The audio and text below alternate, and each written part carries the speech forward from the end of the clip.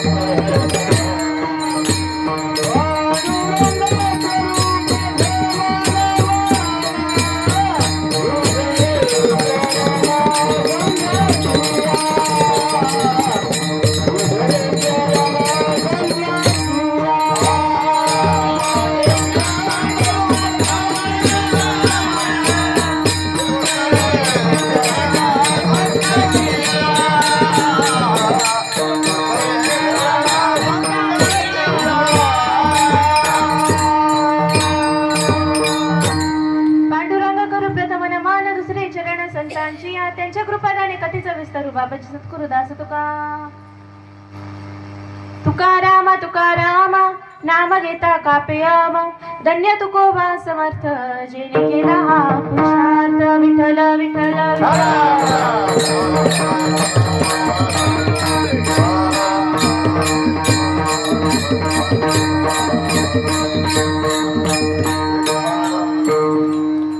प्रस्तुत प्राप्त स्थळी प्राप्त प्रसंगी प्राप्त वेळी कीर्तन रूपी सेवे करता निवडलेला अभंग भगवंत भक्त संत सम्राट विश्ववंद्य महाराष्ट्र भूषण जगद्गुरु तुकोबराय यांची माहिती सांगणारा अभंग आहे। तुकोबरायांनी लिहिलेला अभंग नाही, यांची माहिती सांगणारा अभंग आहे। अभंग कोणी लिहिला? रामेश्वर भट्टांनी अभंग लिहिलेला आहे। विठ्ठल विठ्ठल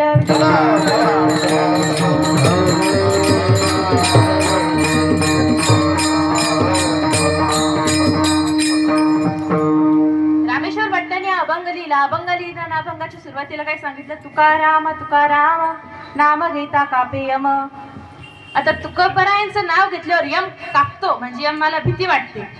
म्हणजे आता नामाची करणी असेल, नाही त्या व्यक्तीची करणी असेल। तुकोबरायांची करणी किती आहे, तुकोबरायांवर भगवंत किती प्रसन्न होतं सगळ्यांना माहिती आहे। पण थोडंच सांगायला म्हणलं गेल्यावर आपण तुकाराम म्हणतो नॉर्मली। आता तुकाराम तुकाराम म्हणतो, आता कोणाचं नाव असन किंवा संतांचं नाव आहे, तुकोबरायांचं नाव आहे, कधी नावाला नोटीस केलंय का? तुकारामांचं नाव तुकाराम आहे, कळालं का? गेलो डोक्याच्या वर, तुकाराम आहे। आता कळालं? तू राम आहे, तू काय आहे, तुकाराम आहे, कळालं ना? मग तुकाराम तुकाराम नाम घेता कापे यांना। आता रामाचं नाव घेतल्यावर यम कापतो का? तुकाराम तुकोबरायांचं नाव घेतल्यावर यम कापतो? दोघांचं घ्या, काही टेन्शन नाहीये। पण तुकोबरायांच्या नामामध्ये राम येतो। आता रामाचं तसं म्हणायला गेलं तर वेगळा विस्तार आहे नामाचा। नामाचा नाही आपल्याला तुकोबरायांचं करायचं। तुकोबरायांचा जन्म कुठं झाला? देहूमध्ये। तुकोबरायांची समाधी नाही, तुकोबराय सहदेव वैकुंठाला कुठे कधी गेले, कोणत्या स्थळावरून गेले? देहू मधनं। पण तुकोबराय आपलं पूर्ण आयुष्य देहूमध्येच घालवलं असं नाही. तुकोबरायांचा जेव्हा जन्म झाला तेव्हा 13व्या वर्षी त्यांचा विवाह झाला. विवाह झाल्यावर विवाहाच्या नंतर 4 वर्षांनी आई वडील वारले. म्हणजे किती 17 वर्ष वयामध्ये. आता वारते कोणाची 17 वर्ष वय असल्यावर आई वडील वारले. प्रपंचाचा भार आपल्यावर आला. तुकोबरायांवर तसं झालं. तुकोबराय विरक्त होते. आपला सर्व भार त्यांनी कोणावर भगवंतावर टाकून दिलेला होता. आता तुकोबरायांवर काही प्रसंग किंवा कोणत्या संतांवर, तुकोबरायांचं नाही तर कोणत्या संतांवर जर एखादा कठीण प्रसंग ओढावला तर काळजी कोणाला लागती? आपल्याला, समोरच्यांना, शेजारच्यांना, कोणाला? एकटी बोलत राहू का तुम्ही पण की बोलत जा? एकटीने बोलणार मी, तुमचं ऐकन मग मी बोलत. कोणाला काळजी लागती? भगवंताला लागती, पांडुरंगाला लागती. आता मग तुकोबरायांचीच काळजी लागली का भगवंताला? एकट्याच संतांची काळजी लागली का? सगळ्या संतांची लागली का? कशामुळे तुकोबरायांची काळजी लागली, सगळ्या संतांची काळजी लागली? सांगाच आता, कारणच सांगा, मी ऐकूनच जाते. सांगा. तुम्हाला बांधून आणलं का कुठून? या 3 त्रिदेवी उभे राहिले इथं समोर. मागच्यांना केलं ब्लॉक, है ना? बांधून आणलं का तुम्हाला? मोठे मावशी बांधून आणले यांना? सगळे मोकळे. विठ्ठल विठ्ठल विठ्ठल विठ्ठल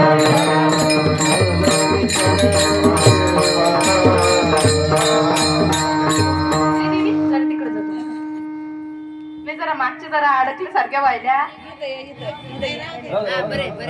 पावले खेळ नाही.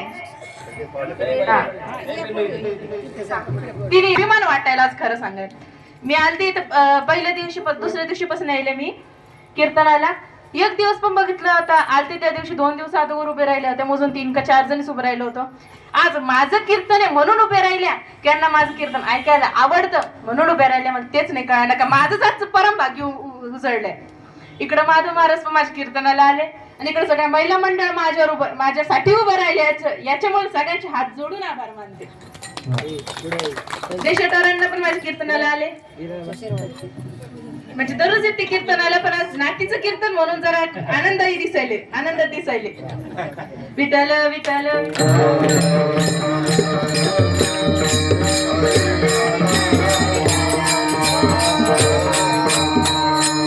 भगवंताचं संतांवर प्रेम आहे. आता कोणत्या संतांवर? सगळ्या संतांवर आहे. संतांसाठी काय केलं? एका संतांसाठी नाही केलं किंवा भगवंताने बघून नाही केलं की असा आहे हा तसा, इतक्यावरती हा इतक्या खाली, हा जातीचा आहे तोच जातीचा आहे. भगवंताने केलं नाही. भगवंताने काय बघितलं? शुद्ध प्रेम बघितलं, प्रेमभाव बघितला, आपल्याबद्दल असलेली भक्ती तुकोबरायांनी बघितली. आता जेव्हा गोकुळामध्ये भगवंत त्रिलोकाचा तारणहार तो भगवंत, त्याच्या घरी किती 1 कोटी गाय होत्या. किती?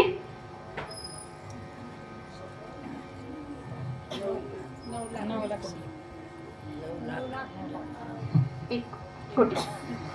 मी म्हणते स्वामीजींनी सांगितले त्यांचं ऐकून म्हणायले. तुम्हाला काय माझं चुकीचं पाडण्याचं माझं काही हेतू नाहीये. स्वामीजींनी सांगितल्याप्रमाणे किती कोटी गाय होत्या? 1 कोटी. आता भगवंताच्या घरी दूध नव्हतं, लोणी नव्हतं, तूप नव्हतं, काय नव्हतं भगवंताच्या घरी. भगवंत गोकुळामध्ये चोऱ्या करायचा. काय नव्हतं? सगळं होतं. पण गवळणींच्या घरी जाऊन गवळणींच्या शिव्या खाणं, बोलणे खाणं भगवंताला कोण आवडायचं? प्रेमामुळं. गवळणीप्रती असलेलं प्रेम, संतांप्रती असलेलं प्रेम. आता एकनाथ महाराज म्हणतात भक्ती प्रेम यांच्याशिवाय आम्हाला भक्ती प्रेमाविना ज्ञान नको दे. भक्ती प्रेमाविना ज्ञान नको दे. भक्ती प्रेमाविना ज्ञान नको दे.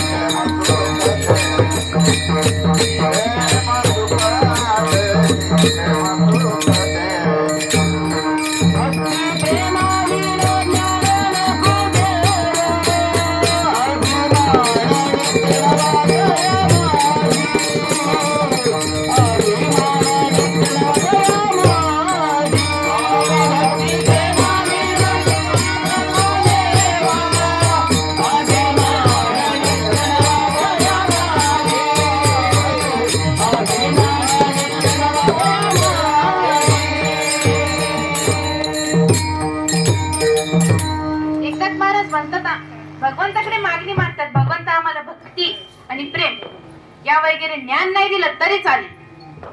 कशासाठी? ज्ञान आलं की अहंकारी होतं. आता असं इथंच नाही, पण ज्ञानोबा तुकोबारायांच्या काळात ज्ञानामुळे बरेच लोकांना अहंकार आलता, जवळपास सगळ्यांनाच अहंकार आलता. आताच अहंकार आलता चांगदेव महाराजांना ज्ञानामुळे का आपल्या आयुमुळे त्यांना ज्ञान आलत, काय अहंकार आलत ज्ञानामुळे. त्याच्यानंतर विसोबा खेचरांना अहंकार आलता, कशामुळं? ज्ञानामुळे. ज्ञानामुळे कोणामुळे? ज्ञानोबरायांमुळे नाही, त्यांच्या मनात असलेलं जे त्यांचे जे वेदशास्त्र जे पठण होते, त्यांना पाठ होते, 4 वेद 18 पुराण 6 शास्त्र जे पाठ होते, त्याच्यामुळे त्यांना अहंकार आलता, ज्ञानामुळं. आता ज्या ठिकाणी ज्ञान आहे तिथं अहंकार आलाच, आणि ज्या ठिकाणी प्रेम आहे त्या ठिकाणी अहंकार येतो का? नाही. मोठ्याने बोला ना जरा. येतो का?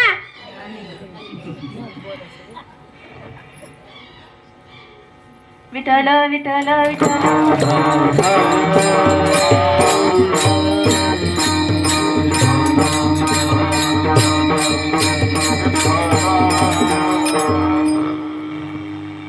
जिथं प्रेम आहे तिथे अहंकार कधी येत नाही, आणि ज्ञान असले तर अहंकार येतो. मग एकनाथ महाराज भगवंताकडे काय म्हणतात? भगवंता, की माझं तुझ्या प्रती असलेलं जे प्रेम आहे, तुझ्यावर असलेलं प्रेम आहे ते वाढू दे, कमी नको होऊ, ते वाढू दे, किती वाढायचं वाढू दे, पण फक्त अहंकार नको येऊन देऊ.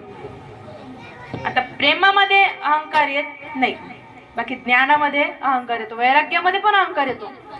आता कोणी जर वैराग्य साधू झाला, त्यांच्या इकडे जेवणार नाही, त्यांच्या इकडे जेवणार नाही, इकडे जाणार नाही, तिकडे जाणार नाही. आम्ही वैरागी, आम्हाला कुठे जायला आवडत नाही, आम्हाला कुठे जायला चालत नाही, आम्ही कोणाच्याही घरी अन्न ग्रहण करू शकत नाही. काहून बोलवावं मग? जावं ना तर तिथं बसा. आता वैराग्यांनी संसार सोडला, कोणाच्या प्राप्तीसाठी? देवाच्या प्राप्तीसाठी. आता देवाची प्राप्ती त्यांना हौस आलती का? देवाची प्राप्ती करून घ्यायची. भगवंताबद्दल थोडं तरी काहीतरी प्रेम असेल ना. आता गवळणी भगवंतावर प्रेम करायच्या, गोकुळातल्या गवळणी भगवंतावर प्रेम करायच्या. भगवंतावर प्रेम करायच्या तर भगवंताला मारायच्या, बोलायच्या, शिवे द्यायच्या. भगवंताने सहन केल्या. कशापोटी? प्रेमापोटी, माखनपोटी नाही. तेवढं ध्यानात ठेवा. भगवंताच्या घरी 1 कोटी गाया होत्या, भगवंताला कशाचीच कमी नव्हती.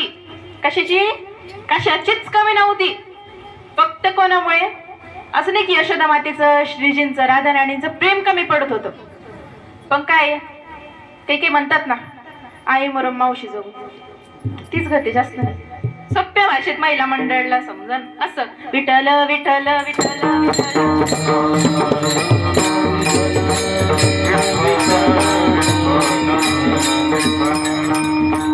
आता असं प्रेम भगवंतावर कोणी दाखवलं? गवळणींनी दाखवलं, संतांनी दाखवलं, जनाबाईंनी दाखवलं. भगवंताला शिव्या दिल्या, अंगणात उभा राहून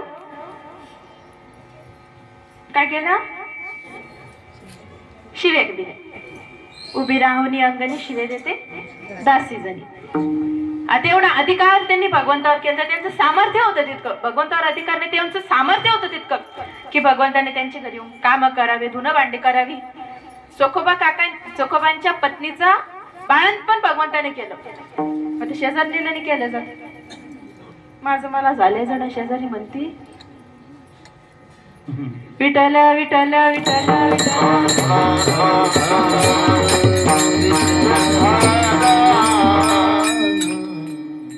आता भगवंताच्या प्रती संतांचं असलेलं प्रेम कधी मोजता येतं का?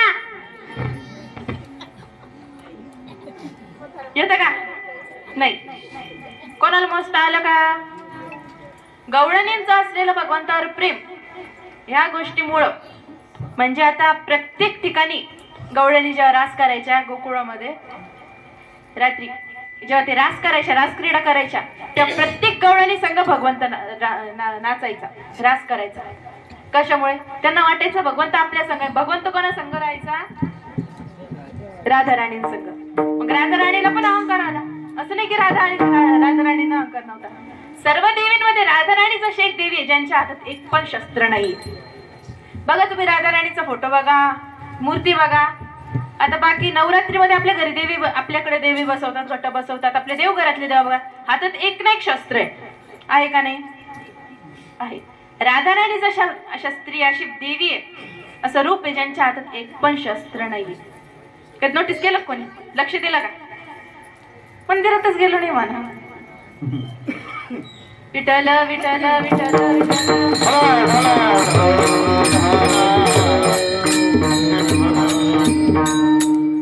आता राधा राणीला काय अहंकार आलता? भगवंत कोणा संग नाही, भगवंत कोणावर प्रेम करतो? माझ्यावर. आता राधा राणीचं भगवंताप्रती असलेलं प्रेम कोणी मोजलं का? मोजता आलं का? नाही मोजता आलं. मग राधा राणीला त्या गोष्टीचा अहंकार आला. म्हणजे भगवंत फक्त माझ्यासाठीच आहे, माझ्या पुरतच मर्यादित आहे. भगवंत फक्त सगळ्यात जास्त माझ्यावर प्रेम करतो, मी भगवंतावर प्रेम करतो, कोणीच करत नाही.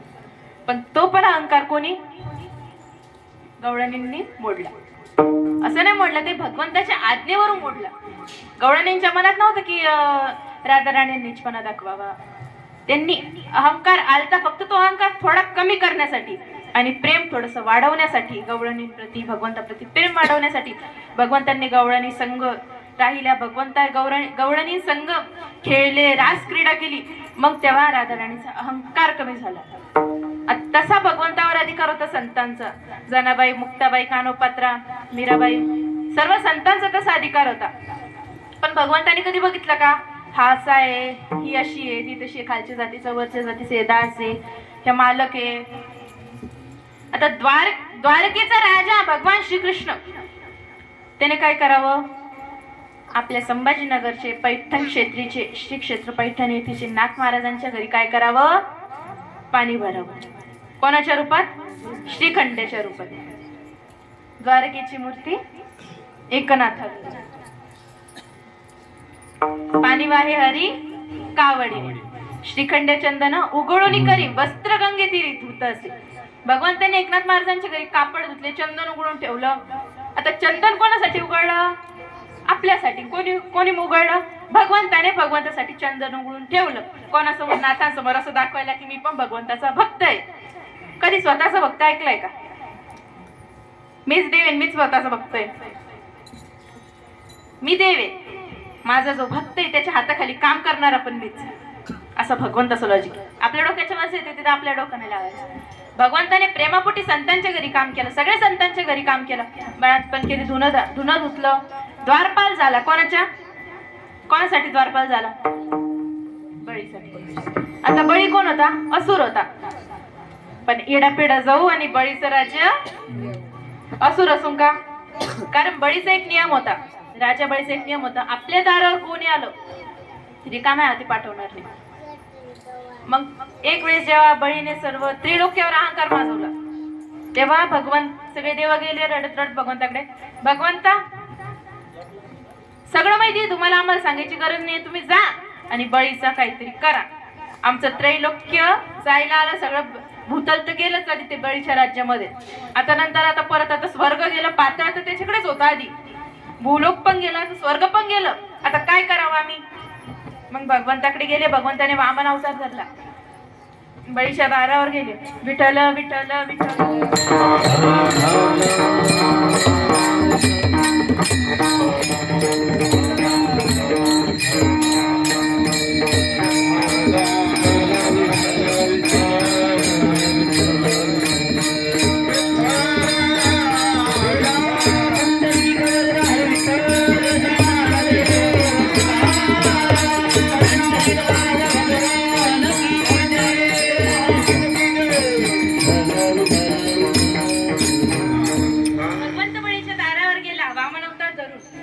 हातात झोळी, डोक्यावर हातात छत्री, पायात पादुका, बिना पादुका गेला. पांढरं धोतर नेसलेलं, गळ्यात माळा, डोक्यावर त्रिभस्म लावलेला, अत्यंत देखणं रूप होतं भगवंताचं. बळीच्या दारावर आला. माते भिक्षाम देही. आता भगवंताला माहिती होतं बळीच्या दारावर आला तर बळी काही रिकाम्या हाती जाऊ देत नाही, जे मागितलं ते देऊन टाकायचं बळी. भगवंत गेले. आता साधू संत होते, तर साधू महात्मा होते, तर बळीने घरात आणलं, आदर पूजा केली, महलात आणलं, आदर पूजा केली. त्यानंतर विचारलं, म्हणजे बाबा साधू महाराज तुम्हाला काय पाहिजे मागा. भगवंत होते हुशार. मला 3 पावलांचं राज्य पाहिजे. किती?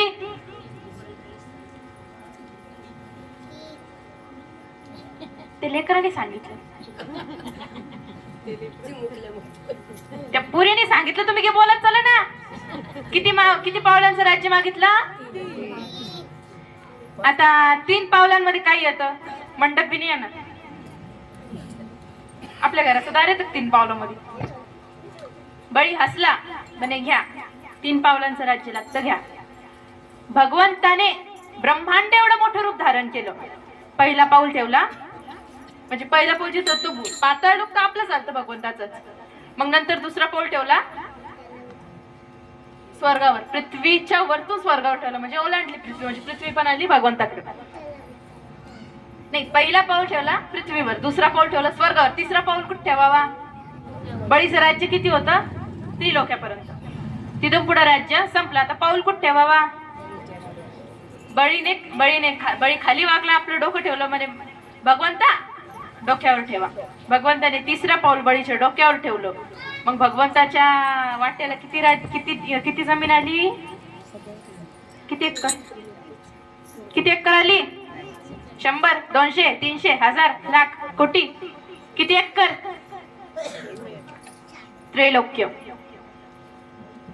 त्रैलोक्य भगवंताच्या काबी झालं.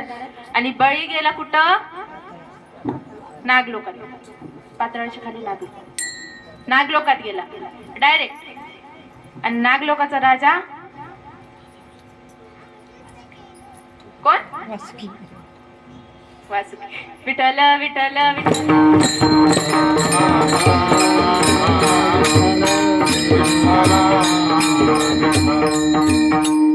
आता भगवंताने सगळं केलं कोणासाठी? देवांसाठी केलं. आता देव असल्यावर भगवंत काही करू शकतो देव असताना. पण तोच देव जेव्हा सुदामा समोर गेला तेव्हा एका मुठीमध्ये एक लोक द्यायला लागले. काय? पहिल्या मुठीमध्ये काय दिलं? स्वर्ग दिलं. दुसऱ्या मुठीमध्ये काय दिलं? भूतळ देऊन टाकलं, पृथ्वी देऊन टाकली. तिसऱ्या मुठीमध्ये काय द्यायला गेले? वैकुंठ. आता वैकुंठ कोणाचं घर? एकटे श्री हरिविष्णूंचं. कोणाचं? लक्ष्मी लांबून उभं राहून सगळं बघत होती, काय करतो. जेव्हा तिसरी मूठ उचलली, लक्ष्मीला अंदाज आला आता आपलं घर देईल. लक्ष्मी पळतच गेली, हाताला धरलं, मूठ खाली सोडा. ही मूठ द्यायची. आपलं पण घर दान देऊ राहिला, असं कसं पे आहे? असं कसं नवरा आहे माझा? कधी ऐकले का? बहीण आली रक्षाबंधनला आणि भावाने काय ओवाळणी म्हणून प्रॉपर्टीची कागदपत्र ठेवली. तुम्ही टिकून द्या शंका त्या बहिणीला का? दे शंका. चहा घेऊ कमी राहून दे शंका. बहिणीला घरात प्रॉपर्टीचे कागदपत्र ठेवल्यावर बहीण आली माझी ओवाळणी. आणि इकडं सोनानानं चट दिलं आणि इकडं कपळाला. हा ना? तसं केल्यावर लक्ष्मी मातेला पण राहायला निवास लागत होतं, घर लागत होतं, वैकुंठ लागत होतं. मग आता दिल्यावर आता खाली सोडलं. भगवंत बघून हसायला लागले कनकडं रुक्मिणी मातेकडं. म्हणे अरे तिने माझ्यासाठी 3 मुठ पोहे आणले. सुदामाने 3 मुठ पोहे आणले. बालपणीचा मित्र इतक्या वर्षानंतर भेटला. सुदामपुरीवरून द्वारकेला आला, माझ्याकडे याला मला भेटायला. आधी द्वारपालांनी हकलून लावलं. म्हणे तू कोण आहे? म्हणे मी कृष्णाचा मित्र आहे. आणि कृष्ण कोण? कृष्ण द्वारकाधीश. म्हण द्वारकाधीश. द्वारकेचे राजा भगवान कृष्ण येते, त्यांना कृष्ण म्हणतो. लाज वाटते का तुला? आणि तू म्हणतोस कृष्ण माझे लहानपणीचे मित्र आहे, द्वारकाधीश तुझे लहानपणीचे मित्र आहे. स्वतःकडे कधी बघितला का? फाटकं धोतर, अंगावर काही नाही. आला म्हणे भगवंत माझा भक्त, भगवंत माझा मित्र. आता भगवंत त्या भक्तासाठी, त्या मित्रासाठी, त्या मित्राप्रती असलेल्या प्रेमासाठी आपलं घरदार ते सोडलंच, पायातले बुटे ते पण नाही घातले, तसेच पळत पळत गेले. आता एक मोठा राजा, द्वारका कशाची होती? आता ग्रॅम तरी भेटला. सोन्याचा भाव किती चालला? कळालं तुम्हाला पण सांगता येईन एवढं चाललंय. 1 65. माझ्या आजीने सांगितलं, तुम्ही तर सांगायचा ना. मग तुम्ही सांगायला लागल्यावर आजील बसवावं लागतं. तुम्ही सांगायचं, आजील नाही बसवणार. विठ्ठल विठ्ठल विठ्ठल.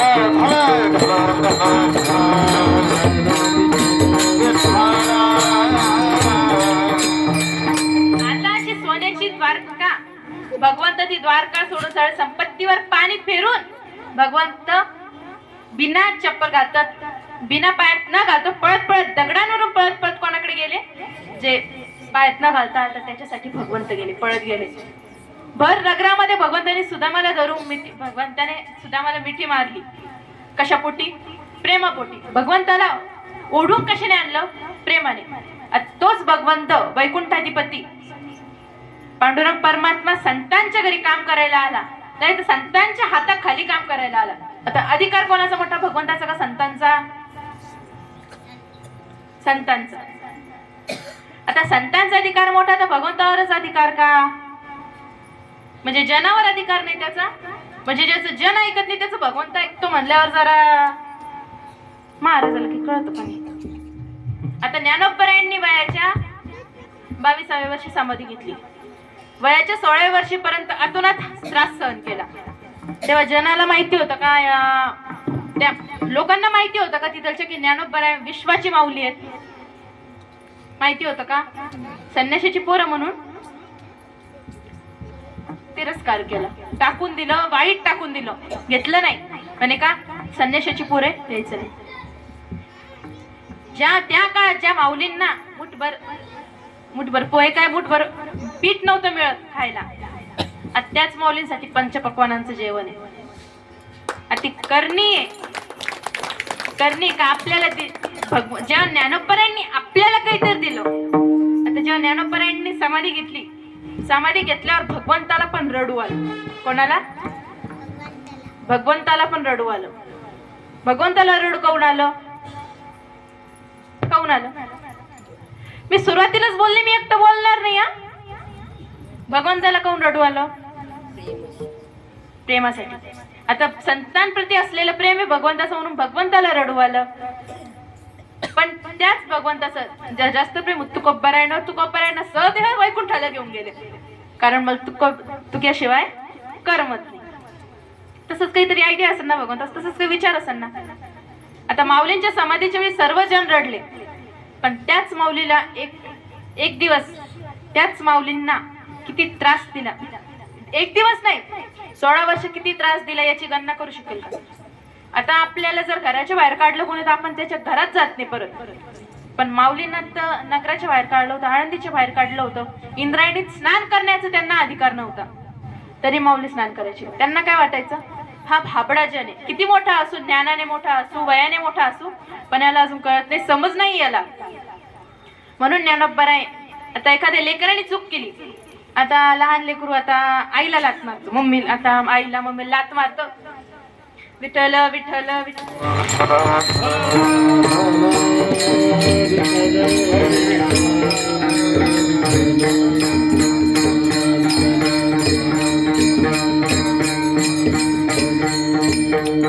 कधी लहान लेकराने आईला लात मारली, आजीला लात मारली, कोणाला लात मारली, आपण समजून घेतो ना, लहान आहे जाऊन द्या, कळत नाही. तसंच माऊलींना त्रास दिला कोणी? आळंदीकरांनी, जिथे जिथे गेले त्या लोकांनी माऊलींना त्रास दिला. पण माऊलींनी काय विचार केला? आता माऊली आता सहजासहजी म्हणता येत नाही. माऊली म्हणायला आईचं अंतकरण लागतं. माऊलींचं कोण? आता ज्ञानोबरायांचं कोणाचं अंतकरण होतं? आईचं. म्हणून एवढे जनाने केलेला त्रास, अपराध त्यांनी सहन केला. काय म्हणून? माझं लेकरू लहान आहे, अजून कळत नाही. मग त्या अपराधाला, त्या जनाला उपदेश करण्यासाठी गीता, त्याच्यात थोडी चूक पण चालत नाही. श्लोक जर म्हणायला गेलं गीतेचं थोडी पण चूक सहन होत नाही. पण तीच गीता माऊलींनी मराठीत ओवीबद्ध रूपात दिली. कोणासाठी? जनासाठी दिली. कधी दिली? तैशके 1272 टीका केली ज्ञानेश्वरी, सच्चिदानंद बाबा आदरे लेखक झाले. आता ज्ञानोबरायांनी मराठीत का दिली? ते भोळ्या भाबड्या लोकांना समजावं म्हणून. आता समजायला आता वयस्कर माणसं पण ज्ञानेश्वरी वाचतात. पण आता मग म्हणतात, महाराज तुम्ही म्हणता की आता गीता वाचताना जर श्लोक चुकला तर पाप लागतो. खरं आहे लागतं. मग ज्ञानेश्वरी वाचताना एवढं चुका होता, किती पाप लागलं असेल, किती पारायण झाले, किती पाप लागलं असेल. यावर माऊली म्हणतात असं काहीच नाही. ज्ञानेश्वरी वाचताना ज्ञानेश्वरी तुटकी तुटकी तुटकी थोडी थोडी तर ज्ञानेश्वरी वाचली ना, किंवा एक ओवी जरी पाठ केली तर मग वयाने किती मोठा असू किंवा वयाने किती लहान असू. आता सरळ सांगितलेलं ते एखादं लहान लेकरू 1 वर्षाचं 5-6 महिन्याचं लेकरू आई म्हणलं मम्मी म्हणलं काहीतरी म्हणलं आनंद होतो ना. तोंडातून एक साधा शब्द जरी काढला किती खुशी होती, किती खुशी होती. सगळ्यांना सांगतो माझं लेकरू असं असं म्हणलं, इतकं इतकं लहान आहे असं असं म्हणलं. आनंद गगनात तरी मावतो का? मावतो का? फक्त झोपू नका आता बसले बसले, बाकी सगळं करा. मावतो का? विठ्ठल विठ्ठल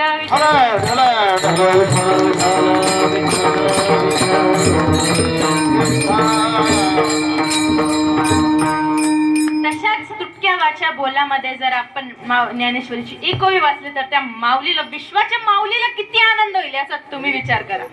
मला विचार करायचा नाही.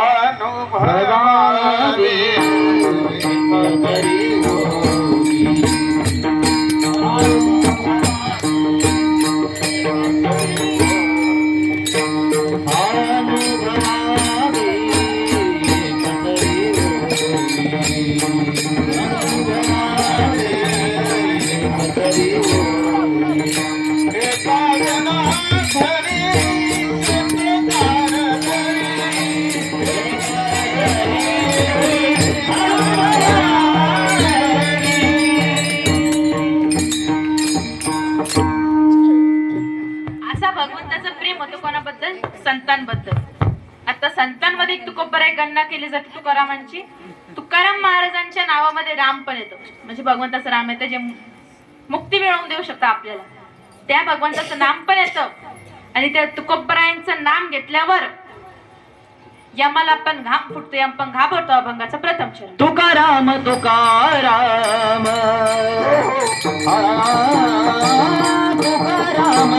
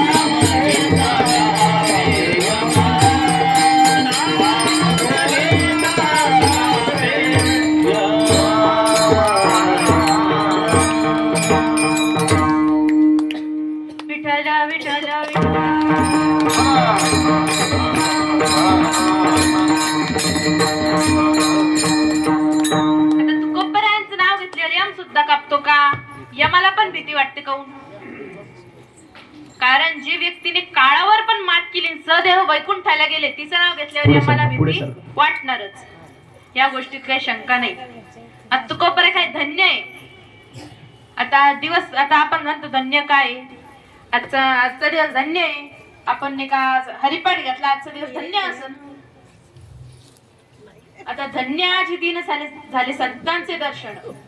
संतांचं दर्शन झाल्यावर दिवस काय होतो, धन्य होतो, चांगला होतो.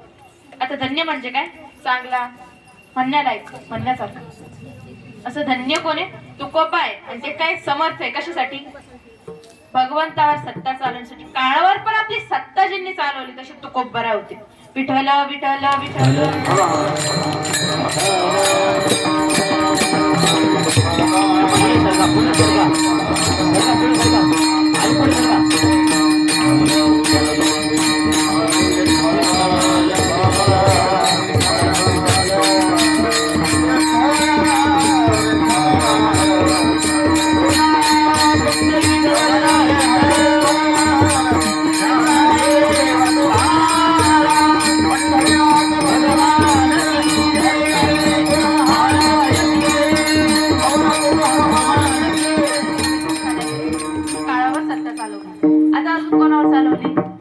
पण सहजासहजी तुकोबरायांना जगद्गुरु पद भेटलेलं आहे.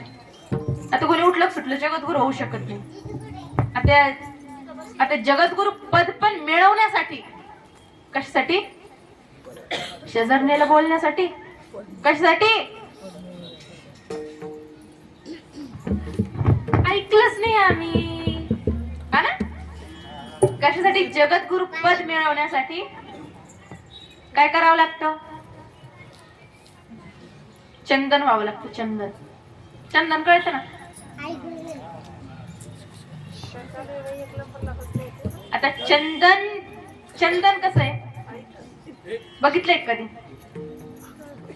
म्हणतो ना आपण बोरीच्या झाडाच्या मधोमध असतं चंदन, हा ना. मी बघितलेलं नाही, मला फक्त मी असं ऐकलेलं आहे भरपूर लोकांकडनं चंदन बोरीच्या झाडांमध्ये असतं. आता काय होतं, चंदनाला काय करावं लागतं, झिजावं लागतं. कशासाठी, सर्वत्र सुगंध पसरवण्यासाठी. तसेच संत कोण आहे, चंदन आहे. जनाने काय केलंय, त्यांना समाजाने काय केलंय, झिजवलंय. मग त्याच्यामुळेच सर्वत्र त्यांच्या ग्रंथरूपी त्यांचा सुगंध सर्वत्र पसरलाय. तुकोबरायांचा सुगंध कुठे पसरला, सर्वत्र पसरला. कशामुळे, कसा पसरला, तिथं गाथा पारायण चालू. आता 4 वेद आहे सगळ्यांना माहिती आहे, पण पंचम वेद म्हणून ज्या ग्रंथाला, ज्या गाथ्याला संबोधलंय तो म्हणजे तुकोबरायांचा गाथा आहे. आता वेद काय सहज काय होत नाही. वेद होण्यासाठी पण काय लागतं, मी विसरले, सांगा. जोपर्यंत कोणी बोलणार नाही तोपर्यंत कीर्तन पुढे येतच नाही. विठ्ठल विठ्ठल विठ्ठल विठ्ठल.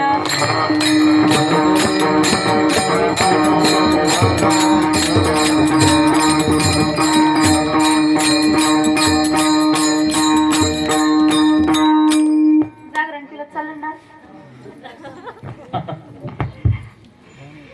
जातच नाही पुढे, बोला. पंचमवेद होण्यासाठी माहिती तुम्हाला सांगता नाही येणार. पंचमवेद होण्यासाठी शास्त्रामध्ये, म्हणजे शास्त्राची जाणकारी व्हावी लागते. गाथ्यामध्ये, त्या ग्रंथामध्ये शास्त्राबद्दल माहिती पाहिजे, जे शास्त्रामध्ये घडलंय पण बाकीच्या वेदांमध्ये त्याचा उल्लेख नाहीये. आता तुम्ही वेद कधी बघितले असन नसन, वाचले असन नसन, मला माहिती नाही, पण कधी बघितले का एकच वेद, म्हणजे 4 वेद आहे ते सगळे सारखे असं कधी म्हणले का, वेदांमधले शब्द सारखे सगळे. प्रत्येक गोष्ट वेगळे ग्रंथ, वेगवेगळ्या दर्जाचे असते वेद. आता वेद जे 4 वेद आहे, 5वा वेद गाथा आहे. गाथामध्ये पण काय सांगितले, शास्त्र सांगितलंय, काय पुराण सांगितलंय, जे बाकी कोणाला माहिती नाही. म्हणजे मला पण माहिती नाही, मी फक्त एवढं ऐकलंय की 5वा जो वेद आहे, म्हणू नका महाराजांनाच माहिती नाही आपल्याला सांगू राहिली, म्हणू नका फक्त कोणी नाही तर जाताना विठ्ठल विठ्ठल विठ्ठल.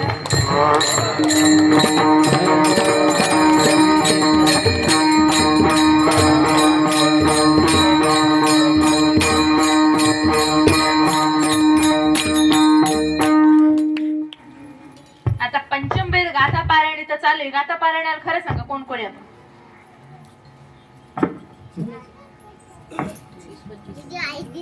बसलेले हात वर करू शकतात. देवाने हात दिले, टाळ्यात काही वाजवीत नाही, हात तरी वरती करा. आता काय वाजव सगळ्यांनी. उभे असलेल्या महिला मंडळच गाठ्या पारायणाला ते एवढं पण बोलू शकते ना. याचा नजर कधी शास्त्र थोडं तरी कळणार ना. ज्ञानेश्वरी पारायणाला जाते गाथा पारायणाला करून येत अवघड आहे, कळत नाही. अवघड आहे म्हणून चांगलंय, आणि जेवढं कळलं त्या गोष्टीवरून तर या काही ठिकाणावर येईल. इथं आहे का खाली आहे? इथंच आहे ना सगळ्यांचा. मग काय माता ठिकाणावर येईल. माता असलं विठ्ठल विठ्ठल विठ्ठल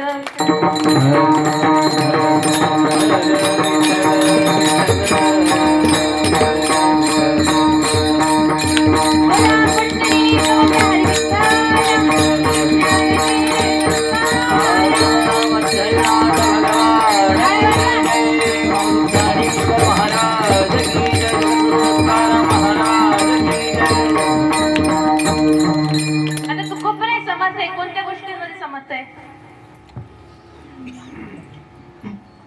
तुकोबराय समजते कोणत्या गोष्टींमध्ये? तुकोबरायचा अधिकार कोणता आहे? भगवंतावर अधिकार आहे, पण जनावर अधिकार काय आहे? एक वेळेस तुकाराम महाराजांच्या चरित्रामध्ये एक प्रसंग सांगितला जातो. एक ब्राह्मण होता, अत्यंत दारिद्र्य पावलेला ब्राह्मण होता. आता इतकं दारिद्र्य पावलं त्याला राहायला झोपडी पण कुठे पण उरली नव्हती, झोपडी पण उरली नव्हती. तो आळंदीला गेला, माऊलीच्या समाधीपाशी रडू लागला. असे 1 दिवस 2 दिवस 15 दिवस बसला तिथं. मग 15व्या दिवशी माऊलीने दृष्टांत दिलं, इथं बसवून काय उपयोग नाही, कुठं जा? देहूला. तुकोबरायांकडे जा, ते तुमचं दारिद्र्य हरण करतील. म्हणे बरं. दरकोस मुक्काम करीत देहूला आले. देहूला तुकोबरायांचं घर विचारलं. आले तिथं बसले. तुकोबरायांना सांगितलं मी आळंदीला बसलो होतो, 15 दिवस झाले, माऊलीने दृष्टांत दिला, म्हणे आता तुमच्याकडे यावं लागल. तुकोबराय म्हणाले भगवंताला काही काम नाही का? आता जे आलं ते माझ्याकडे पाठवू राहिले. असो, जाऊन द्या म्हणे. तुम्ही काय? मग त्याने सांगितलं माझी अशी हालाखीची परिस्थिती आहे, घरात खायला पण काय उरलं नाही, माझी कुठ्या पण उरली नाही मला राहायला. आता राहायला तर कुठं जागा पण नाहीये. ते म्हणे बरं, तुम्ही वाघोली ऐकले ना? वाघोलीला जा. तिथं शिवाजी कसार नावाचा एक कसार आहे, त्याच्याकडे जा. म्हणजे बरं. ते ब्राह्मण गेले शिवाजी कसारांकडे. तिथे गेले. मग तेच शिवाजी कसारांना भेटले. सांगितलं म्हणे मी आळंदीला बसलो होतो, मला बऱ्याच दृष्टांत दिला, मी तुकोबरायांकडे गेलो, तुकोबरायांनी मला तुमच्याकडे पाठवलं. त्यांनी 5 सोप्या भाषेत सांगितलेलं तर गजा असते ना, गजा 5 गजा दिल्या. फक्त त्या मोठ्या होत्या चांगल्या, किती 4-5 किलोच्या गजा दिल्या 5. म्हणे डोक्यावर न्या, ह्या घेऊन परत तुकोबरायांकडे जा, तुकोबराय तुम्हाला सांगतील याचं काय करायचं. ब्राह्मण जरा आता बिचारा असं हे झाला, दुःख झालं त्याला. म्हणे मी आळंदीवरून देहूला गेलो, देहूवरून इथं आलोय, तू वापस देहूला जाऊ का? जाऊन द्या, माझंच दारिद्र्य खराब आहे, माझंच नशीब फुटकं आहे. त्यांनी 5 गजा डोक्यावर घेतल्या. आता गजा होत्या 4.5 ते 5 किलोच्या. आता वाघोलीवरून देहूला येऊस तर राहील का मात्र? त्याने वाटेत येऊ एक कमी करत गेला. वाटेत थोडं 4-5 किलोमीटर चालला, 1 गज काढून ठेवली. 4-5 किलोमीटर चाललं, 1 गज काढून ठेवली. गेला, देहूला पोहोचला. तुकोबरायांच्या घरी याला शेवटी 1च गज उरली त्याच्याकडे.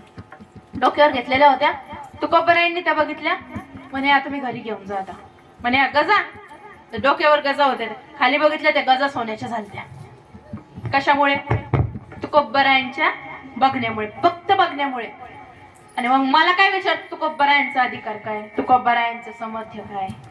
तुकोबरायांमध्ये एवढं सामर्थ्य होतं, त्यांच्या दृष्टीने काय होत होतं? लोखंडाचं सोनं होत होतं. आता परीस म्हणावं का चंदन म्हणावं का अमृत म्हणावं?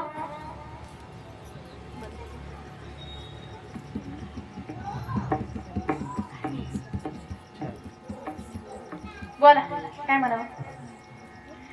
अरे सगळ्यांना विचारलं, मला सगळ्यांनी सांगायचं. टाळकरी महिला मंडळ बोला, श्री मुक्ताई महिला भजनी मंडळ बोला. परीस म्हणावं का चंदन म्हणावं? चंदन कोण नाही? जेवढे दुर्मिळ धातू आहे ते म्हणजे महाराष्ट्रातल्या मातीतले संत आहेत. सोप्या भाषेत सांगायला सोप्पन तुमच्या बुद्धीला पटल असं. आता हिरा असतो, डायमंड बघितलं नाही म्हणा आम्ही कधी, मी पण नाही बघितलं अजून. विठ्ठल विठ्ठल विठ्ठल.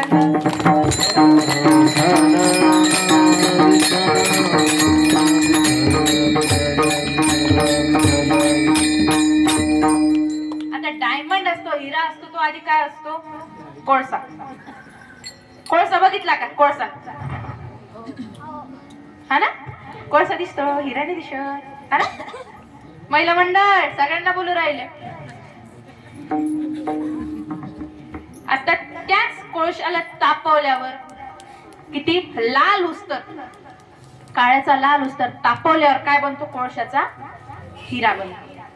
कोळसा स्वस्त का हिरा स्वस्त? आता जाऊ नका कोळशाच्या खालीत कोळसा आणायला, जाऊ नका. फक्त कीर्तन संपल्यावर विठ्ठल विठ्ठल विठ्ठल.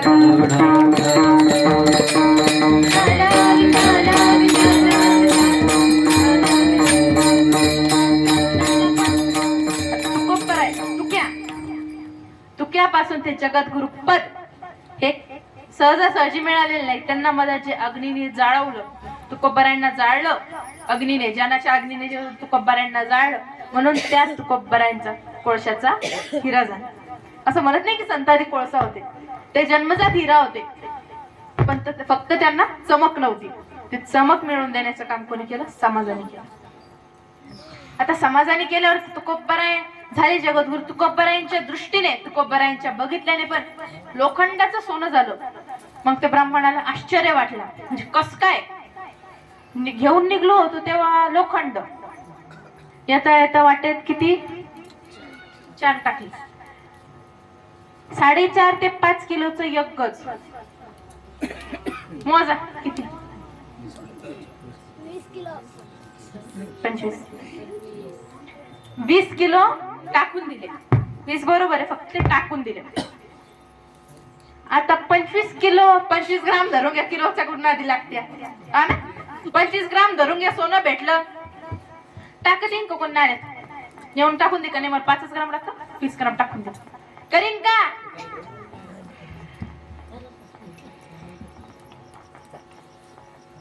करीन का? नाही करणार.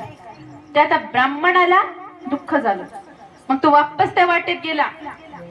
होतच तिथं सोनं नव्हतं, अदृश्य झालं, ते भेटलं नाही. मग जेवढं ते 5.5 किलो मध्ये त्याला किती सुखी मानावं लागलं, त्याला आनंद मानावं लागला. तो घेऊन घरी गेला. म्हणजे फक्त तुकोबारायांच्या नजरेने एका ब्राह्मणाचं दारिद्र्य हरण झालं.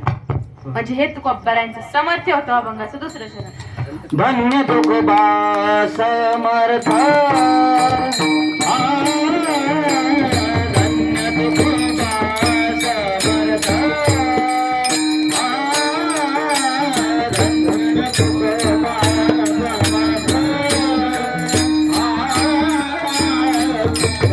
तुकोबा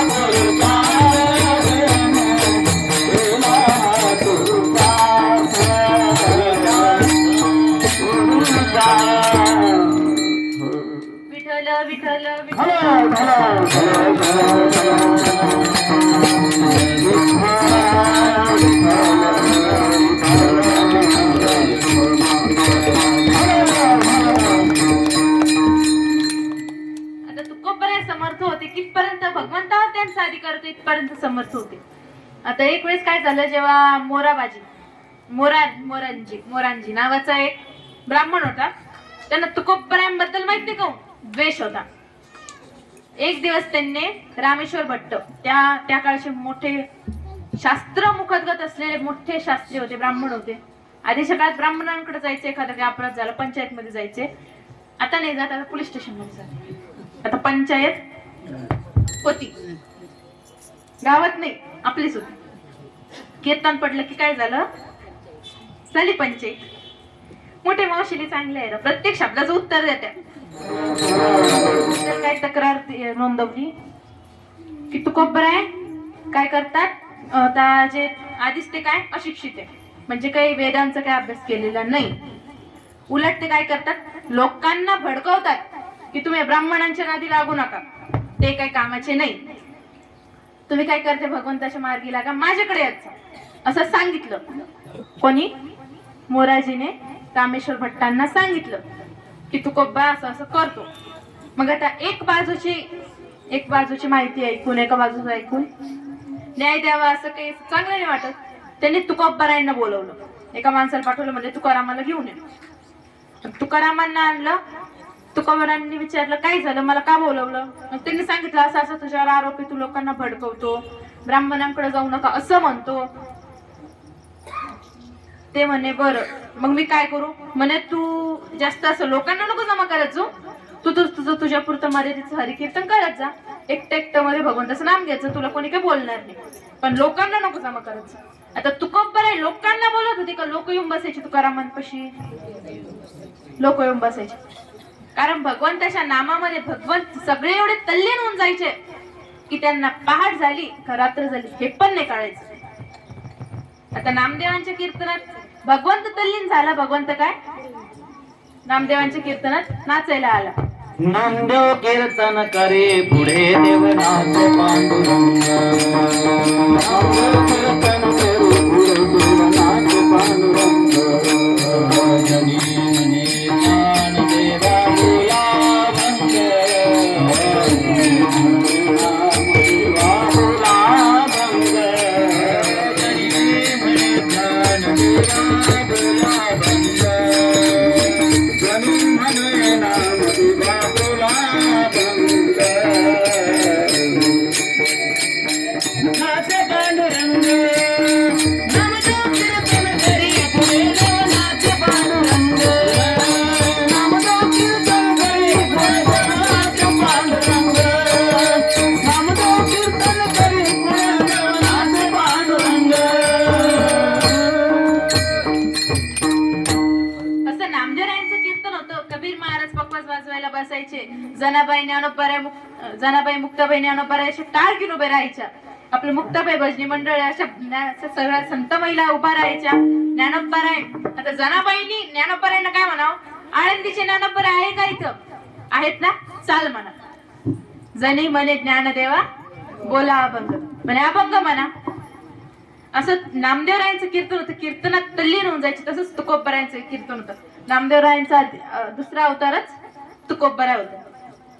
आता अशा तुकोबरायांचं कीर्तनामध्ये लोकांना ते जमा नाही करायचे, लोक येऊन बसायचे की त्यांना भगवंताचं नाम एवढं आवडायचं की तुकोबरायांच्या मुखातून सांगितलेलं त्यांनी श्रवण केलं तर त्या लोकांचं भाग्य समजावं. मला खरं म्हटलं आता अशा तुकोबरायांवर काय आरोप केला, तुम्ही लोकांना जमा करतात, भडकवतात, म्हणतात ब्राह्मणांकडे जाऊ नका. आता काय कशाची जर काही त्रास झाला, कशाचं काही कष्ट आलं, सगळे गावकऱ्यांचे तुकाराम महाराजांकडं, तुकोबरायांकडं असं असं करायचे. मग त्या ब्राह्मणाला काय वाटायचं, त्याच्याकडे कोण जाते, माझ्याकडे काऊन नाही असं वाटायचं. मग त्याने जेव्हा रामेश्वर भट्टांनी सांगितलं, म्हणे आता तू एक काम कर, तू आता तुझं एकट्या पुरतं हरिकीर्तन मर्यादित ठेव, म्हणजे लोकांना बोलवत नको, तू एकटा नाम जप करत बस, भंडारा डोंगरवर जा, इंद्रायणी काठीचा कुठेचा नाम जप करत बस, लोकांना नको बोलवायचं. आता मग अजून एक काम कर, म्हणे तू जो ग्रंथ लिहिलाय ना, गाथा लिहिला ना तुझा, पाण्यात बुडवून टाक, बाकी काही नको, फक्त एवढंच कर. ऐकता क्षणी तुकोबरायांच्या डोळ्यात पाणी आलं. तरी तुकोबराय हसले, म्हणाले हो बुडवतो. मग तुकोबरायांनी सगळे पत्र एकावर एक ठेवले, त्याच्यावरती मोठा दगड ठेवला, गाठोडा बांधला आणि इंद्रायणी सोडून दिला. आता इंद्रायणीच्या ते दगड बांधला होता एवढा मोठा, तो इंद्रायणी काष्ठाला जाऊन थांबला गाथा. आता तुकोबरायांनी बघितलं गाथा गेला, मग सगळं रडायला लागले. तुकोबराय झाडाखाली बसले, इंद्रायणी काठी, तिथं रडायला लागले. 12 दिवस त्यांनी अन्न पाण्याचा त्याग केला, फक्त हड्डी उरली शरीरात तुकोबराय, फक्त हाडं उरले. एवढं तुकोबराय रडायचे, भगवंताला आळवायचे. म्हणजे भगवंता तू हे काय केलं, काऊन केलं? मग एक दिवस भगवंताने सगळ्या पूर्ण देहवासियांच्या, रामेश्वर भट्टांच्या सगळ्यांच्या स्वप्नात दृष्टांत दिला. म्हणे तुम्ही म्हणजे तुकोबरायांचा गाथा बुडवलाय ना, तो बुडवला नाही मी, तो मी सांगून ठेवलाय, कोरडा ठेवलाय. तुम्ही काय करा, तुकारामाकडे जा, त्याला म्हणा तुमचा गाथा काय सही झाला. मग त्याला काहीच नाही झालं, तो बरोबर आहे. अजून त्याला त्याचे पाणी एक कण बी ओढलं झालेलं नाही. तुम्ही फक्त काय अन्न पाणी ग्रहण करा. आता ग्रहण करा म्हणल्यावर आता सगळे उठले. आता योगायोग सगळ्या गावकऱ्यांनी एकमेकांना एकच स्वप्न सांगितलं, एक शब्द मी चुकीचा नाही, सगळे एकच स्वप्न सांगितलं. मग त्यांना कळालं भगवंतावर पण अधिकार चालवणारे असे तुकोबराय. मग तुकोबरायांचा गाथा मग इंद्रायणीच्या काठी गेले, तेव्हा गाठावरती तरंगत दिसलं त्यांना. मग ते मदत गेली, इंद्रायणीच्या काठीवरून गाथा आणला, तुकोबरायांसमोर ठेवला. तुकोबरा डोळे झाकून ध्यानस्थ बसले होते, रडत होते. मग त्यांनी रामेश्वर भट्टांनी सांगितलं, तुकोबा तुमचा गाथा सुरक्षित आहे, काय झालं नाही त्याला. विठ्ठल विठ्ठल विठ्ठल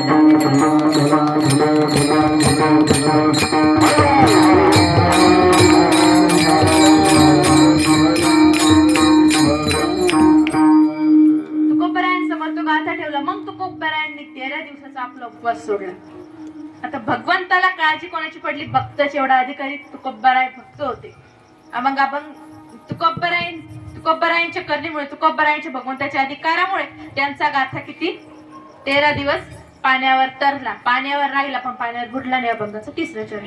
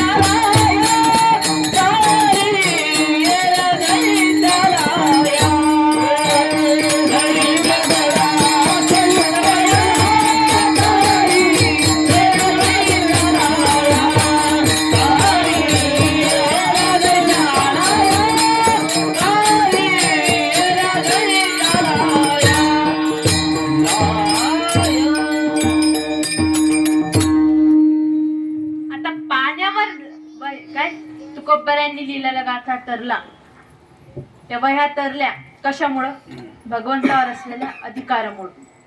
भगवंताचं संतांप्रती प्रेम होतं, तुकोबरायांप्रती प्रेम होतं, म्हणून त्यांनी तारल्या. तेव्हा पाण्यात राहून पण सुरक्षित ठेवल्या, कोरड्या ठेवल्या.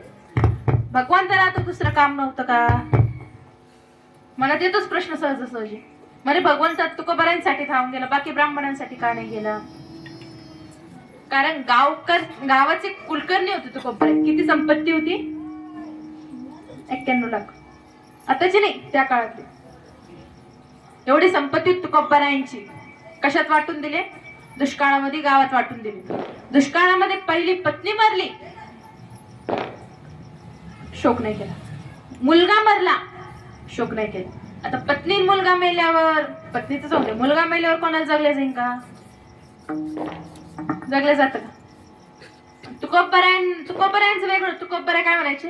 चांगलं झालं, संसारातली आसक्ती सुटायली.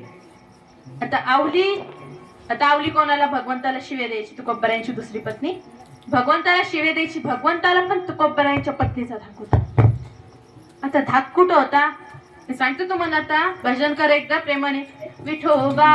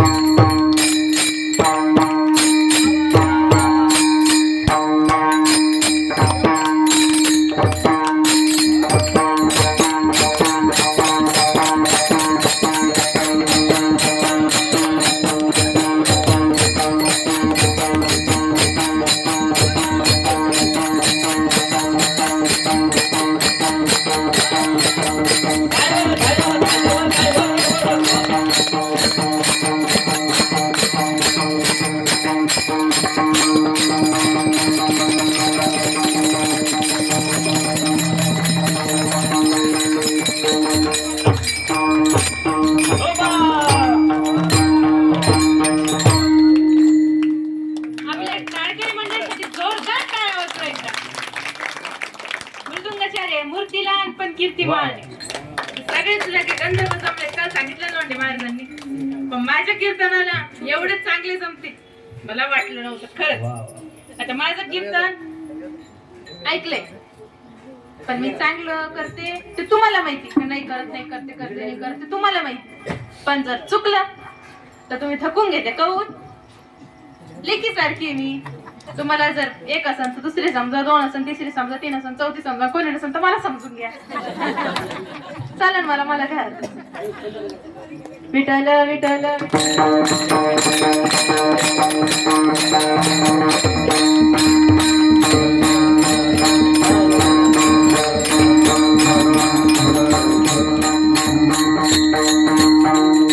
आता रामेश्वर भट्टांनी तुकोबरायांचं वर्णन केलं.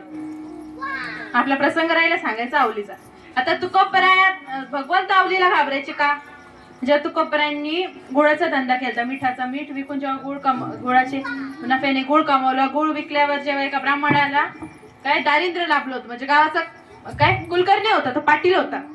पण त्यांच्याच भावकीने जरा त्याचा घोळ केला आणि त्याला त्याच्यावर काय हे केलं, काय आरोप टाकला की हा कामामध्ये लाच घेतो किंवा असं दुरुपयोग करतो, त्याच्या हक्कांचा कामाचा दुरुपयोग करतो. मग आता ही जेव्हा त्याच्यावर केस टाकला, त्याच्यावर पंचायत मध्ये टाकले, तेव्हा आता खोटे पुरावे तर सगळे त्यालाच हे केलं, त्याच्यावर जर हे केलं. मग काय 800 म्हणजे या काळातले 8 लाख एवढे. त्याच्यावर एक दंड टाकला की 800 होऊन तुमच्यावर दंड आहे, तेवढं भरा, तुम्ही मोकळे. मग हा दंड भरण्याच्या आधी कुठं पळून न जावं म्हणून त्यांच्या कुटुंबाच्या मागं 2 शिपाई लावले. मग आता एक दिवस ते ब्राह्मण नाही का फिरत फिरत कोणाकडे, तुकोबरायांकडे पैसे आलते, तेव्हा धंदा करून त्यांचा व्यवहार करून तुकोबरायांकडे पैसे आलते. तुकोबरायांना जाऊन जर त्याने हक्क सगळी सांगितली, म्हणे माझ संघ असं झालं, असं असं केलं, म्हणजे माझ्याच भाऊबंधांनी माझ संघ असं वागले. तुकोबरायांनी आलेले पैसे होते जे तुकोबरायांकडं, ते त्याच्यावरचे फेडून टाकले तुकोबरायांनी. आपल्या पैशातनं त्याच्यावरचे पैसे फेडून टाकले. का तुकोबरायांना दया आली. तुकोबरायांना वाटलं माझं तर चांगलं, याचं तर माझ्यापेक्षा जास्त वाईट परिस्थिती आहे. त्याच्यावरचे सगळे कर्ज फेडला. त्याच्यानंतर त्याला बांधण्यासाठी, त्याला राहण्यासाठी घर बांधून दिलं.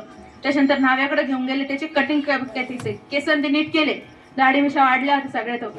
त्याच्यानंतर किती 10 ब्राह्मणांना जीव घातला त्याच्या घरात, नवीन घरात. तिथं कीर्तन केलं. पण आता तुकोबरायांसंग जे व्यापारी होते त्यांना सगळा प्रकार कळताच सगळे पळून गेले. म्हणलं आमचा याच्यात काही हात नाही, पुढच्या गावाला निघून गेले. मग आता तुकोबरायांना काळजी पडली. जेव्हा तुकोबराय भानावर आले, म्हणे आता घरी गेलं तर आवली काय जगू देत नाही. कारण आवलींनी काय केलं, तिच्या वडिलांच्या नावावर, तिचे वडील पण गावची कुलकर्णी होते आवलींचे, त्यांच्या वडिलांच्या नावावर किती 80 पैसे आणले होते सावकाराकडून. म्हणजे त्या माझ्या वडिलांच्या पतीवर आणले, मी माझ्या वडिलांचे पावतीवर आणले. तुमचं काही नाव उरलं नाही गावात. आता हे पैसे घ्या, काही धंदा पाणी करा, आणि आलेले पैसे सरळ येऊन माझ्याकडे द्या. जर रस्त्यात कोणाला दिले तर मग माझ्या इतकं वाईट दुसरं कोणीच नाही. आता गेले तुकोबराय जेव्हा भानावर आले, तुकोबरायांना काळजी पडली. तुकोबराय बसले डोक्याला हातलो. घरी गेला तर ही बाई काही जगू द्यायची नाही. आणि बाहेर थांबा तर राहावं कुठं, एवढा पाऊस, वातावरण खराब, सगळा करावं काय. मग तुकोबरायांना काळजी पडली. तुकोबराय कोणाला आळवत होते भगवंताला. भगवंताने तुकोबरायांचं रूप घेतलं. भगवंताने पैसे घेतले, जाऊन नेऊन कोणाकडे सावकाराकडे दिले. म्हणजे माझ्या पत्नीने जे पैसे दिले ते घ्या, ते वापस. आणि जे उरलेले याच्या वर्षी जे पैसे असून उरलेले जे तुमचे आम्हाला द्यायचे, आता ते नेऊन घरी देऊन टाका. मी काय आता घरी जात नाही, मी थोड्या दिवसांनी जाईल, 2-3 दिवसांनी. असं म्हणून तुकोबराय निघून गेले. तुकोबराय होते का भगवंत होते? भगवंत निघून गेले. त्याच्यानंतर मग त्या घरी आले. तुकोबराय सगळं सांगितलं. म्हणे तू काय आलता, हे पैसे देऊन गेला, म्हणे घरी द्यायला सांगितले. तिने दिले, तिने घेतले. म्हणे बरं. जेव्हा हे तुकोबराय घरी आले, म्हणे आता लई दिवस झाले, विसरली असं नाव काय झालं. तुकोबराय गेले घरी. लांबूनच बघितलं असं वाकून, आवली दारात बसलेली होती. आता घरी जावं तर राही का नाही याची गॅरंटी नाही, तरी गेले. मग आधी व्यापारी गेले, ते आधी त्यांचे जे व्यापारी सोडून पळून गेले ना, ते आदल्या दिवशी घरी आले. दुसऱ्या दिवशी तुकोबराय गेले. आणि तिसऱ्या दिवशी सावकारांनी बोलवलं. म्हणजे कुठे कुठे गेले ते काय करतात त्याला सांगा. ती घाणच्या बोलण्याचा मेळ बसना. हे तुकोबराय म्हणते मी असंच केलं, ब्राह्मणाला इथं जीव घातला, असं झालं माझ्याकडून. तेव्हा व्यापारी म्हणते तुकोबराय म्हणे असंच केलं, मग आम्ही त्याला सोडून निघून गेलो पुढं. सावकार म्हणते तुकाराम तू गावात आलता, माझ्याकडून पैसे घेतले, ते तुझे पैसे ते मला दिले, ते बायकोला पैसे नेऊन बी दिले आम्ही. तिघांच्या बोलण्याचा मेळ बसना. मग आवलीला काय कळालं, त्या काळ्याने आपल्या लाज लागली. काळ्याने म्हणल्यावर कोणी, विठ्ठलानी. आता मग विठ्ठल आपला डायरेक्ट रूप घेऊन नव्हता जाऊ शकत कावली समोर. तुकाराम मी आलो म्हणून हे दर पैसे, मी आता चाललो. तुकोबरायांना काय होता, धाक होता आवली. पण ही बाई आधीच नको, आपल्याला नको सहन काय. मग असं भगवंतावर भक्ताचा तर हक्क होता. पण त्या तुकोबरायांना भगवंताला शिळे देऊन पण भगवंतावर जास्त प्रेम कोण करायचा, तुकारामांची बायको. भगवंताला काय, आता तुकोबराय भजन करीत बसले. घरून तुकोबरायांना डब्बा पाठवला, भांडारा डोंगरवर लेकीच्या आधी जाय तो बापा लिहून दे, मग मी जेवते. तिथे बसले असेल ते त्या काळ्याला आठली. कोणाला, भगवंताला. असा अधिकार होता म्हणून भगवंत कोणासाठी आला, भक्ताच्या पत्नीसाठी, भक्ताच्या रक्षणासाठी तुकोबराय आला.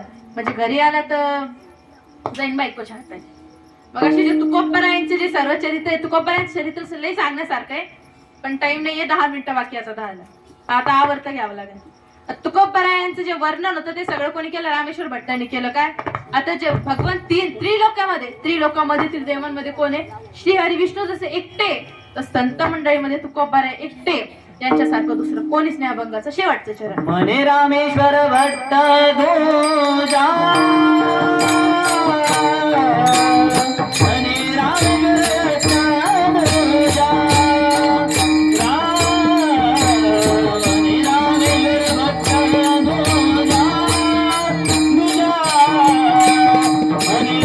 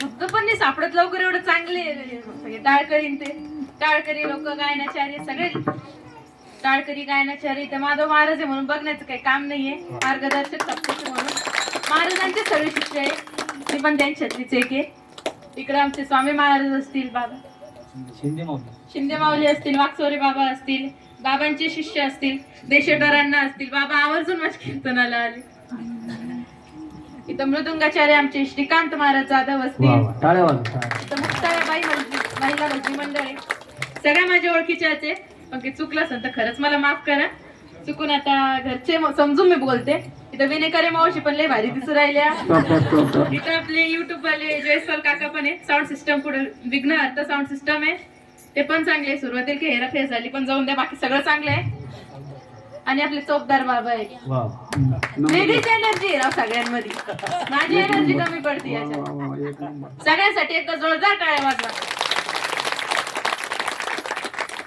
आणि आता ज्ञानेश्वरी गाथा व्यासपीठवर देशोटारांना नाही म्हणल्यावर बघण्याचं काही काम नाही तिकडं पण फक्त ऐकायला येत जा पारायणाला किती जण बसलेले मावशी 25 ऐकायला किती येते